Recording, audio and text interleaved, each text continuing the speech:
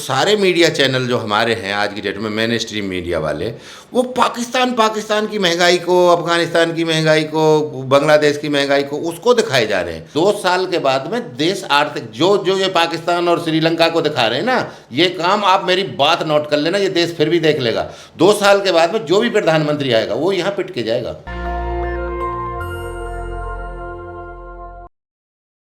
नमस्कार, मैं ज्योति यादव और आप देख रहे हैं नेशनल दस्तक। महंगाई जिस कदर चरम पर बढ़ती जा रही है और बेरोजगारी से तो परेशान जनता हाय हाय कर रही है।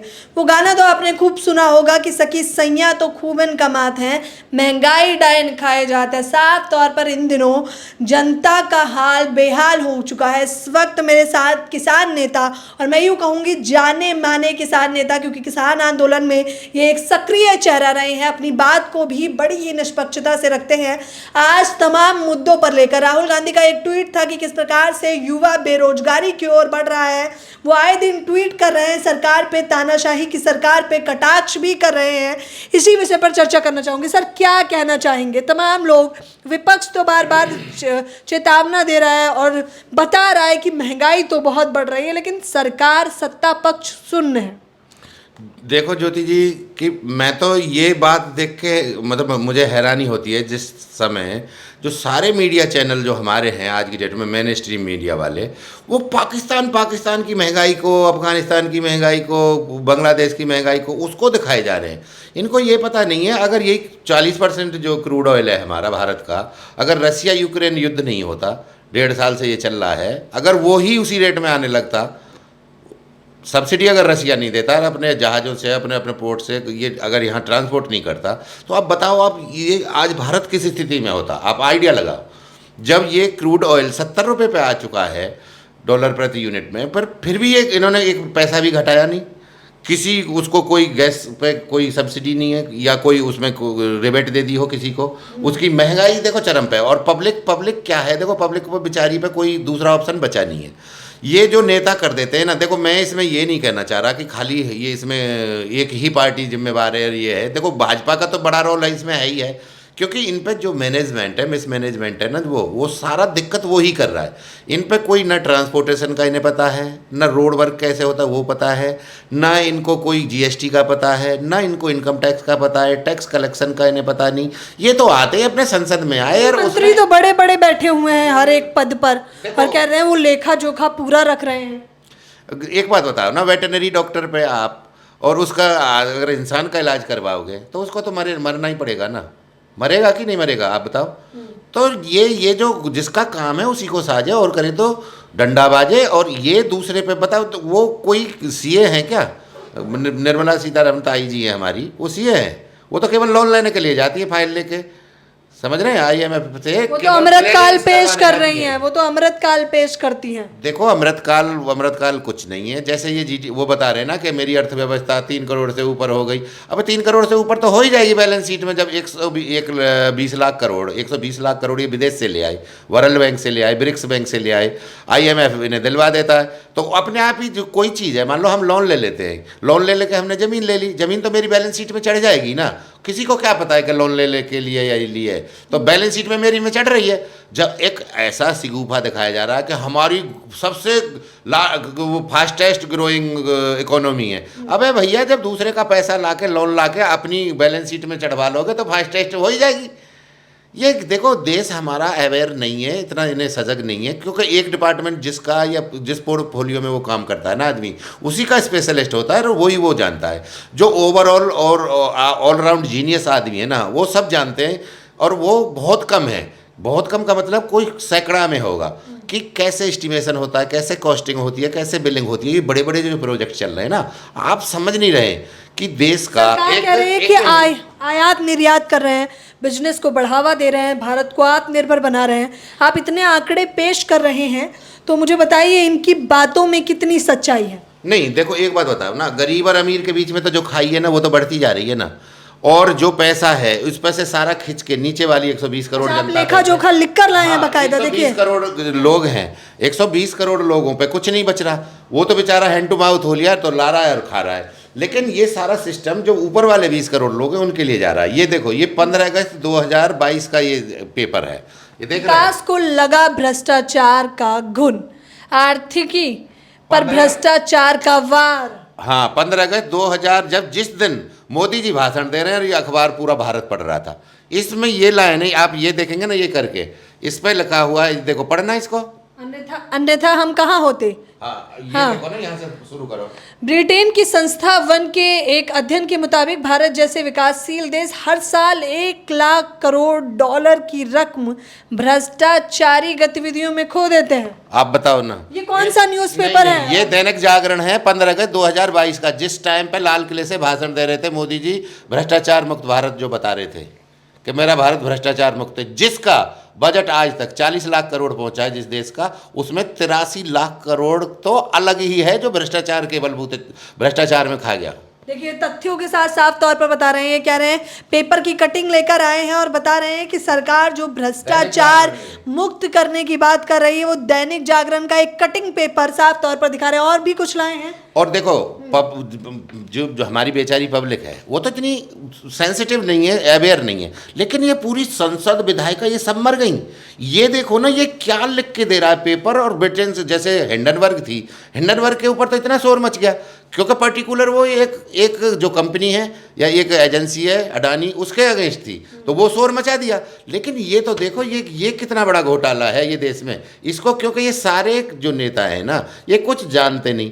आए कोई तो अपने पैसे के दम पे सांसद बन के आ गया, कोई अपने राजनीतिक उसूल से आ गया, कोई अपने माता पिता के उस पर आ रहा है। ये इनको कोई मतलब नहीं है। ये यहाँ आ रहे हैं, चाय पी रहे हैं, कॉफ़ी पी रहे हैं, रेवेन्यू सोर्स जनरेट नहीं कर रहे, क्रिएट नहीं कर रहे। जो जैसे वैकेंसी है हमारी या जो जॉब है, वो क्रिएशन का कोई इनका सिस्टम ही नहीं है, कोई इनकी योजना नहीं है। और ये तो टैक्सेस बढ़ा देते हैं पब्लिक पर। जो आइटम इनके सरकारी आइटम, डीजल टैक्स और पेट्रोल है, गैस है, और कितना टोल टैक्स है, रोड टैक्स है, उसे बढ़ा देते हैं बैठे बैठे। इंश्योरेंस है, और जितना चीनी हुआ, ये हुआ, जो गवर्नमेंट के कंट्रोल रेट की जो चीज़ हैं उनको ये बढ़ा देते हैं। और किसान की चीज़ को लेके, किसान का बताओ, वही आज से 20 साल पहले रेट था उसमें। किसानों का भी कुछ आंकड़ा लेकर आए हैं क्योंकि आप एक किसान नेता हैं। किसान का तो मैडम एक बात सुनो कि हर रोज़ 5000 किसान खेतीबाड़ी छोड़ रहा है, और ऐसे ही छोड़ता रहा तो ये 10-15 साल में वो खेतीबाड़ी छोड़ देगा।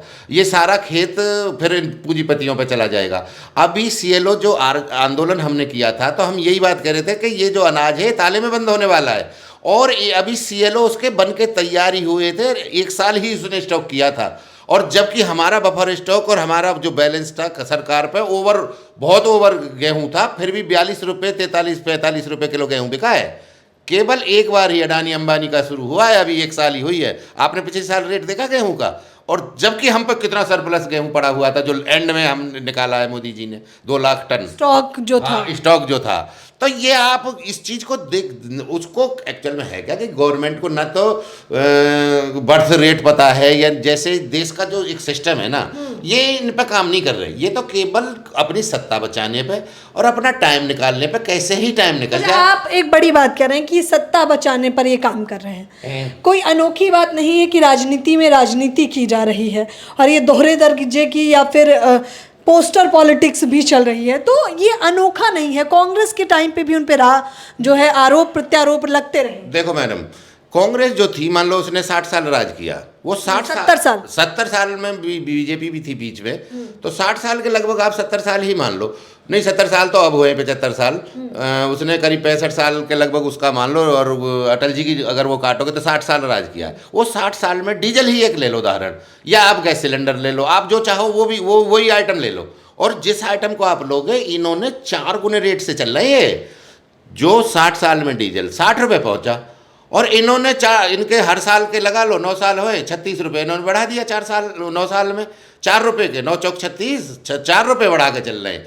वो पर ईयर 1 रुपया लेके चल रही थी, और ये 4 डबल इंजन का विकास भी तो हो रहा है सर। कहना है डबल इंजन चल रहा है। देखो, विकास इनका नहीं है। एयरपोर्ट बन रहे हैं तो वो स्विस कंपनी बना रही है अपने लिए, वो उसका किराया लेगी, वो अपना 45 साल तक रखेगी। वो बन रहा है, मेट्रो बन रही है तो मेट्रो जापान की है, वो जापान वाला लेगा। अगर तुम कहीं से भी पैसे ला रहे हो तो उसका ब्याज तुम्हें देना पड़ेगा। आपको पता है 11 लाख करोड़ तो हर साल ब्याज जाता है जो इंडिया ये ले आए वहाँ से, जो ब्रिक्स बैंक से और वर्ल्ड बैंक से लिया है ना। 11 लाख करोड़ तो देश का इंटरेस्ट में ही जा रहा है। ये बात ये नहीं है। हम ये कहना चाहते हैं कि एक जिसको भी प्रधानमंत्री बनना है, चाहे जो भी जितने भी हैं लोग जो अपने कह रहे हैं कि केजरीवाल जी हो, चाहे राहुल जी हो, चाहे मैं तो ये कह रहा हूँ मोदी जी हो, चाहे कोई भी हो, योगी जी हो या अखिलेश जी हो, ममता बनर्जी हो, नीतीश कुमार हो, एक मंच बना लिया जाए, एक स्टेज बना लिया जाए और इस देश के जितने भी 10-12 बर्निंग पॉइंट हैं, भाई एजुकेशन है या एनवायरनमेंट है या वो क्या होगा अनएम्प्लॉयमेंट है या बेरोजगारी है, भ्रष्टाचार है, हाँ, अब आप इसी चीज को इस 83 लाख करोड़ को उनको दे दो, उनके हाथ में ये पकड़ा दो कि आप ये पकड़ लो ये पेपर, और आप इसमें से जो भी ज्यादा पकड़ के दे देगा भ्रष्टाचार में से। साफ तौर पर ये बात आज की नहीं उठा रहे हैं, मैं जितनी बार करती हूँ इनके साथ इंटरव्यू, ये कहते हैं एक मंच होना चाहिए जहां तमाम जनता, ओपन डिबेट होनी चाहिए, जहां जनता देखे कि आखिरकार वो जो नेता चुन रही है क्या वो सच में अपने दावों पर खरा उतरता है या खोखला निकल जाता है। साथ 10 पॉइंट देखो, जब एक 2 महीने पहले पर्चे को खोलिए, मैं इंतजार में हूँ। हाँ, 2 महीने पहले अगर गवर्नमेंट इस चुनाव से 2 महीने पहले ही प्रूव कर देगा उसका कैंडिडेट, भाई उसी को दो सब सारे, फिर क्या दिक्कत है, इसको प्रूव करके दे दो कि ये पैसा है कहाँ, नहीं समझ रहे। अगर ये पैसा जो भी पकड़ लेता है, अब आपको पता है ये रेल की पटरी भी सोने की हो जाएंगी।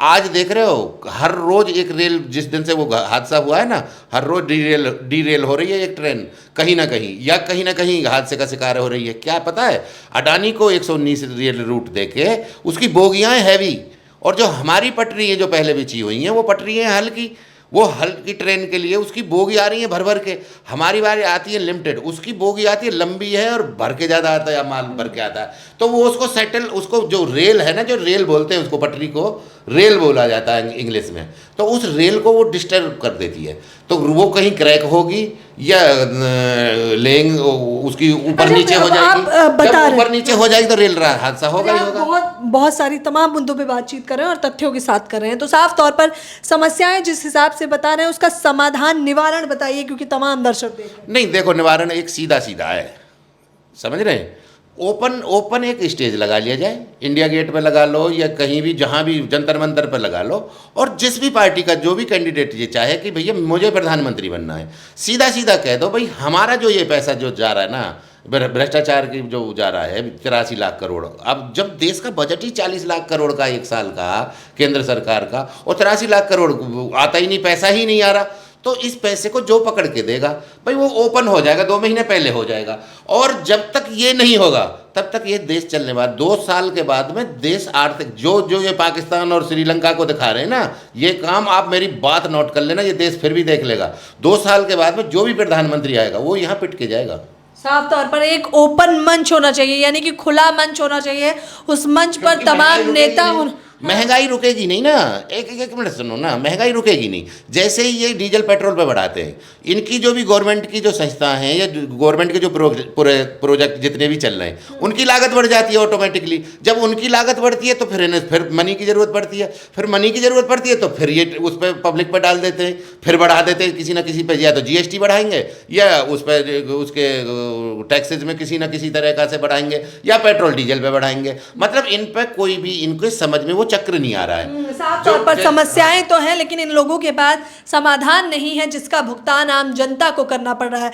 ये थे मेरे साथ बेबाक बोलने वाले किसान नेता, और आपको बताना चाहूँगी जिस प्रकार से एक पूरा ढांचा तैयार करके लाए हैं। इनका कहना है कि तमाम जनता को अभी तक तो बरगलाया गया है, बेवकूफ़ बनाया गया है, लेकिन अभी भी अगर मंच साझा किया जाए और हर एक व्यक्ति जो प्रधानमंत्री की दावेदारी कर रहा है, अगर वो इन कारणों को साफ तौर पर बता देता है, भ्रष्टाचार का एक काला धन निकाल देता है या इस समस्या का समाधान बता देता है। देखो ये जितने भी प्रोजेक्ट आप देखते हो, मकान हो, दुकान हो, बिल्डिंग हो, सेंट्रल विस्टा हो, ये जितनी संसद हो, नई हो, पुरानी हो, बांध हो, हॉस्पिटल हो, रेल हो, रेलवे हो, पोर्ट हो, हाईवेज हो, रोड हो, विलेज कनेक्टिविटी की हो, ये सारी पता है किससे, कौन करता है इनको? एक सिविल इंजीनियर करता है। और इनकी पूरी संसद में एक सिविल इंजीनियर नहीं है।